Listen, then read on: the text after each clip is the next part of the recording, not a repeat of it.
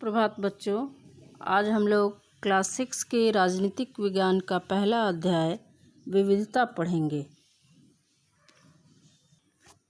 विविधता मानव जीवन का मूल तथ्य है। हम अपने दैनिक जीवन में विविधता के अनेक रूप देख सकते हैं। लोग अनेक प्रकार से एक दूसरे से भिन्न होते हैं। हम वास्तव में एक दूसरे जैसे भी नहीं दिखाई देते। साथ ही हमारी बोली जाने वाली भाषा, सांस्कृतिक पृष्ठभूमि, धार्मिक रीति रिवाज आदि की दृष्टि से भी हम एक दूसरे से काफ़ी भिन्न हैं। देखिए, विविधता का अर्थ होता है एक दूसरे से भिन्न होना। तो हमारे देश की सभ्यता, संस्कृति, हम लोग हर तरह से एक दूसरे से भिन्न हैं, चाहे वो भौगोलिक दृष्टि हो, सांस्कृतिक दृष्टि हो, धार्मिक दृष्टि से, हर तरह से, भाषा से, बोली से, भोजन से, पहनावे से, हर तरह से भारत के सभी लोग एक दूसरे से भिन्न हैं। भारत विविधताओं का देश माना जाता है। ये हमारी एक बहुत बड़ी शक्ति के रूप में हम लोग उसका अध्ययन करते हैं और उसको हम लोग आत्मसात करते हैं। विविधता का अर्थ, विविधता से अभिप्राय है एक दूसरे से भिन्न होना। हम अपने आसपास विभिन्न प्रकार के लोग देखते हैं। उनका पहनावा भी एक दूसरे से भिन्न होता है। कुछ लोग धोती कुर्ता पहनते हैं तो कुछ लोग पैजामा कुर्ता पहनते हैं। अब इस चित्र में दिखाया गया है कि भारत एक विविधताओं का देश है। इसमें हर क्षेत्र के अलग अलग लोग अलग अलग पोशाक में यहाँ खड़े हैं। तो भारत की विविधता को हम लोग एक ताकत के रूप में उसको मानते हैं कि एक ही देश में रहकर और विविध तरह की भाषाएं, विभिन्न प्रकार की बोलियां, विभिन्न तरह के वेशभूषा, भोजन, पोशाक, विभिन्न प्रकार के धर्म, इन सब को हम लोग अपनाते हैं, एक दूसरे से सीखते हैं। हमारे देश में ही कुछ लोग कुर्ता पजामा पहनते हैं, कुछ लोग धोती कुर्ता पहनते हैं। महिलाओं के पोशाक में भी अलग अलग तरह के परिधान देखे जाते हैं। कुछ महिलाएं साड़ियाँ पहनती हैं, कुछ महिलाएं घाघरा पहनती है। किसी राज्य में इस तरह का फैशन है तो कहीं महिलाएं सूट पहनती है। तो अलग अलग राज्य के अलग अलग पोशाक हैं और हमारे ही देश के सभी राज्यों में अलग अलग भाषाएं बोली जाती है। कहीं हिंदी, कहीं उर्दू, कहीं बंगाली, कहीं पंजाबी, कहीं राजस्थानी। इस तरह से भारत के सभी राज्यों की भाषा भी अलग अलग है। वे अलग अलग धर्मों का पालन भी करते हैं, जैसे हिंदू धर्म, मुस्लिम धर्म, ईसाई धर्म, सिख धर्म, अन्य धर्मों का भी पालन भारत के में रहने वाले लोग करते हैं। वास्तव में विविधता अनेक प्रकार के लोगों अथवा वस्तुओं का एक समूह है, जिसमें सभी एक दूसरे से अनेक प्रकार से भिन्न हैं, लेकिन फिर भी सभी कोई एक है, वो भारतीय हैं। विविधता के सकारात्मक पहलू। विविधता का सकारात्मक प्रभाव हमारे सभी भारतीयों के जीवन पर पड़ता है। विविधता हमारे जीवन को बहुत कुछ प्रदान करती है। अन्य शब्दों में कहा जाए कि विविधता अनेक प्रकार से हमारे जीवन को समृद्ध बनाती है। जैसे अगर किसी देश में एक भाषा बोली जाती है तो उस देश के निवासी सिर्फ एक भाषा का ज्ञान रखते हैं, अगर वो पढ़े लिखे नहीं हैं तो। लेकिन हमारे देश में अलग अलग राज्य में अलग अलग भाषाएं बोली जाती है और सभी भारतवासी इन भाषाओं को सीखते हैं। अगर हम बिहार के रहने वाले हैं, हम राजस्थान में चले गए, हम गुजरात में चले गए तो गुजराती सीख लिए, राजस्थान में गए तो राजस्थानी सीख लेते हैं, महाराष्ट्र में जाते हैं तो मराठी सीख लेते हैं। इस तरह से हम लोग एक दूसरे के साथ रहन सहन से, काम करते हुए, पढ़ाई लिखाई करते हुए एक दूसरे के साथ रहकर हम लोग अनेक भाषाओं का ज्ञान प्राप्त कर लेते हैं। तो ये विविधता का सकारात्मक पहलू हम सबके जीवन पर इसका प्रभाव पड़ता है। हम अपने से भिन्न लोगों से मित्रता कर सकते हैं। यह हमारे जीवन की गुणवत्ता को बढ़ा सकती है। हम विभिन्न प्रकार के भोज्य पदार्थों का सेवन कर सकते हैं। अब हमारे देश की हर क्षेत्र में अलग अलग भोजन होते हैं। किसी क्षेत्र के खास अलग तरह के भोजन होते हैं। अब किसी क्षेत्र में साउथ में अगर हम लोग चले जाते हैं तो वहाँ का मुख्य भोजन है इडली, डोसा, सांभर, ये सभी।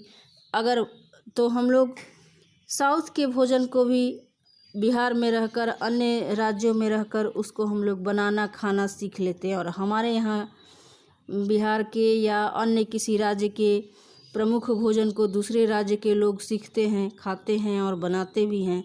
तो इस तरह से हम लोग एक दूसरे के भोजन को भी पसंद करते हैं, बनाना सीख लेते हैं, खाना भी सीख लेते हैं। तो हमारे जीवन में इस विविधता का सकारात्मक प्रभाव डालता है, जो हमारे सामान्य और रोज़ खाए जाने वाले भोजन से पूर्णतः अलग हो। साथ ही हम विभिन्न प्रकार के त्यौहार मनाकर भी भिन्न भिन्न प्रकार के पोशाकें पहनकर तथा अलग अलग भाषाएं सीखकर भी अपने जीवन को आनंदमयी बनाते हैं। इसका मतलब ये हुआ कि हमारे देश में जो विविधताएं देखी जाती है उसका हम लोग खूब आनंद उठाते हैं। विभिन्न प्रकार के भोजन को बनाना सीखकर, खाना सीखकर, अलग अलग तरह के राज्यों के त्यौहार को मनाकर, अलग अलग धर्मों को, उनकी संस्कृति को देखकर, समझकर, अलग अलग तरह के भाषाओं को सीखकर हम लोग अपने जीवन को आनंदमय मनाते हैं। विविधता हमारे ज्ञान को बढ़ाती है। जब हम दूसरी भाषा की भी अच्छी कहानी पढ़ते हैं तो बहुत खुश होते हैं, क्योंकि इससे हमें अनेक प्रकार के नए विचार मिलते हैं। तो विविधता हमारे ज्ञान को अवश्य ही बढ़ाते हैं। अगर हम हिंदी भाषी हैं और तेलुगु भाषा सीख गए, अगर उस क्षेत्र में जाकर अगर हम नौकरी कर रहे हैं या पढ़ रहे हैं या किसी कारण से अगर वहाँ हम रह रहे हैं, तेलुगु, मराठी, गुजराती, कन्नड़, कोई भी भाषा अगर हम लोग सीख लेते हैं तो उसकी कहानी हम लोग पढ़ सकते हैं। अलग अलग भाषाओं में विभिन्न प्रकार की अलग अलग शिक्षाप्रद कहानियाँ होती है। तो अगर हमें भाषाओं का ज्ञान होगा तो हम दूसरी भाषाओं की भी कहानियाँ पढ़ सकते हैं, कविताएं पढ़ सकते हैं। तो इससे हमारा ज्ञान बढ़ेगा और हम ये गर्व से कह सकते हैं कि हमें 5 भारतीय भाषाओं का ज्ञान है।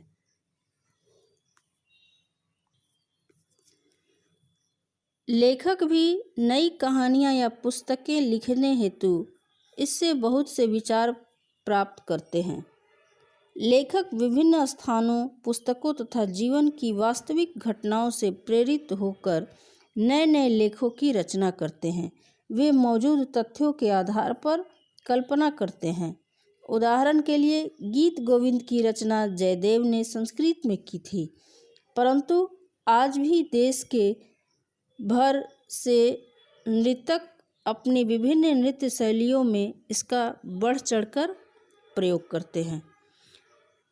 इसके अलावा हम विभिन्न प्रकार के लोगों, जानवरों और यहाँ तक कि भूतों के संदर्भ में भी पढ़ना और सुनना भी बहुत पसंद करते हैं। अब मान लीजिए जैसे रामायण को ही ले लीजिए। वाल्मीकि रामायण की रचना संस्कृत भाषा में हुई थी, लेकिन बाद में उसी संस्कृत भाषा को हिंदी में अनुवाद किया गया और कई भाषाओं में, बंगला में, तमिल में, बहुत सारी भाषाओं में रामायण का अनुवाद किया गया था। क्योंकि उस भाषा के ज्ञाता भी रामायण की जो शिक्षाप्रद बातें हैं उसको जाने, समझे और जन जन तक इसका प्रचार प्रसार हो सके। उसी तरह बहुत सी ऐसी पुस्तकें हैं जो दूसरे भाषा में है, उसको सामान्य जनसाधारण की भाषा में अनुवाद करने का प्रयास किया गया।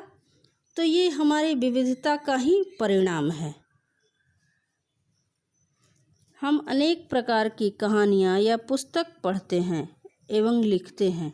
वे विभिन्न राजा रानियों के वास्तविक जीवन, उनकी प्रेम कथाओं, साहस, जंगलों, युद्धों, मानव एवं पशु मित्रता आदि पर आधारित हो सकती है। कहानियाँ लिखने वाले के लिए एक ही स्थान पर रहकर ऐसी कहानियाँ या पुस्तकें लिख पाना संभव नहीं है। अब हमारे देश में ही अनेक तरह की कहानियाँ हैं, जैसे राजा रानियों की कहानी। किसी राजा ने अपने जीवन काल में कोई अच्छे कार्य किए, कोई वीरतापूर्ण साहसपूर्ण कार्य किए, तो उनकी कहानियाँ, उनकी साहस की कहानियाँ, उनकी जीवन की गाथा, जंगलों युद्धों में किस प्रकार किए, उसके बाद जानवरों की कथाएं, दो लोगों की मित्रता की कथा, इस तरह से आधारित बहुत सारी कथाएं होती है। तो हर तरह की कहानी एक स्थान पर रहकर नहीं लिखी जा सकती है। तो इसके लिए भारत में जो विविधताएं देखी गई है, हर क्षेत्र के हर तरह की भौगोलिक विविधता है, सांस्कृतिक विविधता है, भाषाओं की विविधता है, हर तरह से जो विविधता देखी गई है उस पर आधारित अलग अलग तरह की कहानियाँ लिखी जा सकती है।